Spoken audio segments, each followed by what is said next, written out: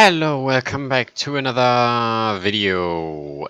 And today, tonight, I beat the 5x5 TNT banana trapdoor with a TNT ceiling.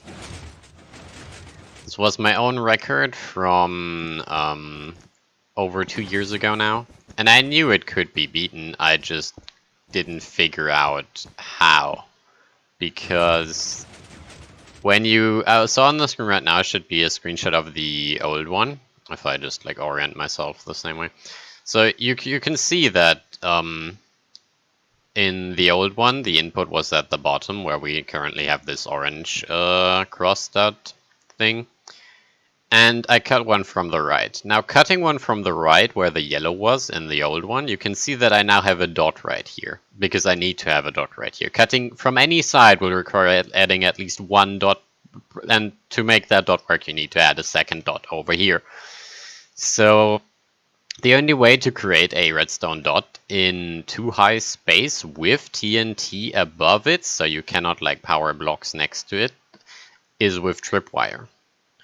So if we just quickly hop over to Synergy, I have had designs with tripwires for both having the input in the the spiky banana side and the flat banana side, or less, whatever. As you can see, I have two versions. Both of them have the input in the opposite half of the door with tripwire. I just couldn't get them to work. And then Evan Boy, sorry if I butchered that, showed me his 6x6 nether portal flush thing, and actually told me, or showed me, you can have floating tripwire hooks. There isn't anything here. There is no barrier right here or anything. There is blocks, there's air. And you could like place blocks next to it and nothing happens. It's like, this was a game changer, because if I don't need a glass block here with the tripwire on it, I can then have the boat come from over here, because then it won't be colliding with the glass block the hook is on. And then Armored told me that you can have a fucking wooden trapdoor permanently powered and then reopen it, so you open and then you can place shit on it, and it won't ever close again. So that now I have a fucking basically a top half slab, which has a smaller hitbox than a top half slab, a boat going under or through it, I guess. And then I just had to come up with this weird bullshit item loop to deal with the inconsistent timing of tripwire turning off. And that took around 5 hours. But wait! There's more! Okay, sorry for that.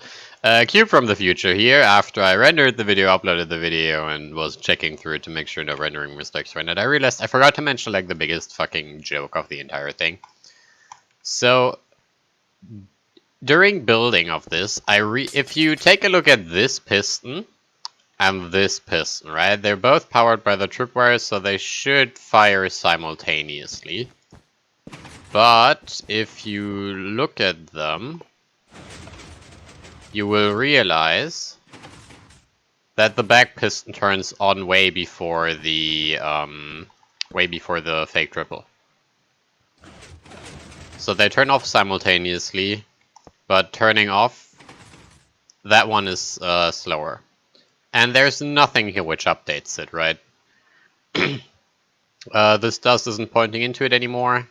So, and that wasn't even there when I built it. So I discovered a thing about tripwire, which I didn't know about, Space didn't know about, Arma, the legend himself, didn't know about, Johnny didn't know about, no one knew about this. Alright, so, if we just put a block update detector right here, what you'd expect to happen when I enter this thing is that this fires once. What happens instead is it fires twice. For no reason whatsoever. And then, like, the fuck? So, this thing, like, it just, like... So the first pulse of this is redstone turning on, and the second is just a random fucking block update, which is there for some reason. So, the first one, when the first single extends this piston, and when this piston tries to extend, the storage piston is actually still like in the process of extending itself, so the back piston of the triple cannot push. And then 10 game ticks later, the second random block update, which shouldn't be there, updates the thing to extend. Like, this is completely new knowledge. We all didn't know about this, and like, what the fuck? And it gets even better. Okay, so if I touch this, makes sense. If I leave it, same thing happens. But watch this. If this gets touched, and then the other one also gets touched or released, basically any change in the string will just fucking cause 2 block updates, even though the thing permanently stays on. This has like potential to be used somewhere if you have like a butted thing which is blocked and you power it and then unpower it, and then you put a different entity in, and then, you know. Anyway, so just wanted to mention that I just discovered something new about Tripwire no one knew about. So yeah, back to past me from an hour ago. The item loop itself is rather bullshit, so this is full, this has 1 in it. And then when the tripwire first 1 leaves, this turns off, and then when the torch when the input gets turned off, this falling edge hopper will release an item, and then after two hoppers, it will enter this, which will then turn on the comparator, which will then turn off this torch. This dust is redirected into this comparator, so it doesn't like create another falling edge. And then the torch also powers this dropper, powering this comparator for the front of the fake triple. And then when this turns on to turn off this torch, it also fires this dropper, which then powers the middle block. And then for the reset line, we actually cross item loops over this hopper, over that hopper, because the item from there comes through here into this full minecart, so this is full. Then the hopper from below, which is also full, sucks out 1 item from the full minecart because this minecart is currently empty. And then when this dropper spits up into this hopper, which then puts it in either one of these minecarts, this one is full, so it will have to choose this one, which will then be sucked by this hopper and return the item into its starting position. Oh my god, this corner took so fucking long. And then for this side, it was rather simple. We just have this tripwire being powered. This is full, this is full, this is full, and this is full.